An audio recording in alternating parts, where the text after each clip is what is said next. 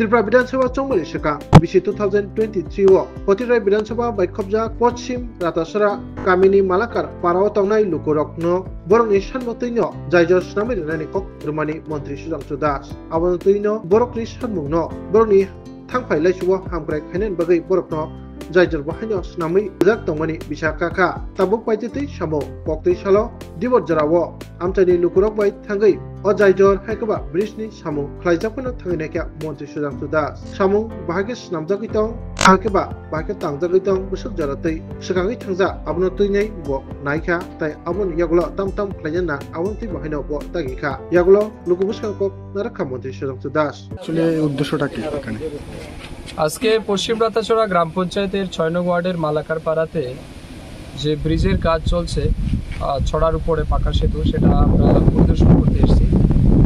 আমার মনে আছে 2023 বিধানসভা নির্বাচনের আগে এই মালাকার পাড়া এলাকাতে যখন জনসম্পর্কের জন্য আমরা এসেছিলাম তখন এখানকার স্থানীয় লোকের প্রবল দাবি ছিল যে এই ছড়ার কারণে বিশেষ করে অত্র এলাকার যারা নাগরিক আছেন তাদের আসা যাওয়ায় প্রচণ্ড অসুবিধা হয়, ছাত্রছাত্রীদের স্কুলে যেতে প্রচণ্ড অসুবিধা হয়।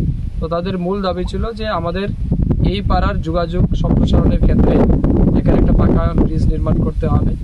সেই তাদের দাবিকে সম্মান জানিয়ে আমি সেদিন বলেছিলাম তাদেরকে যে আমি 23 নির্বাচনের পরেই এই ব্রিজ নির্মাণ করে দেব এবং যদি ব্রিজ নির্মাণ করতে না পারি কোনোদিন আর ভোট চাইব না আপনাদের কাছে।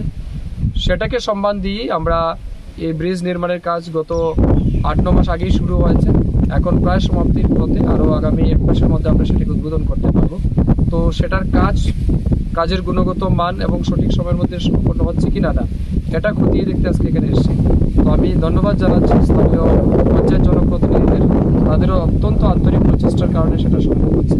তারাও প্রতিনিয়ত সেটাকে মনিটরিং করছেন, তারাও সহযোগিতা করছেন এবং এলাকাবাসী সবাই মিলে সহযোগিতার ফলে এই ব্রিজ আমরা সম্পন্ন করতে পারছি।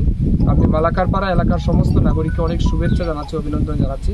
তাদের দীর্ঘদিনের যে দাবি সেটা কিন্তু ভারতীয় জনতা পার্টির নেতৃত্বাধীন সরকারের সময় সফল হচ্ছে এবং সেটা কিছুদিন পরেই তাদের জন্য উন্মুক্ত করে দেওয়া হবে।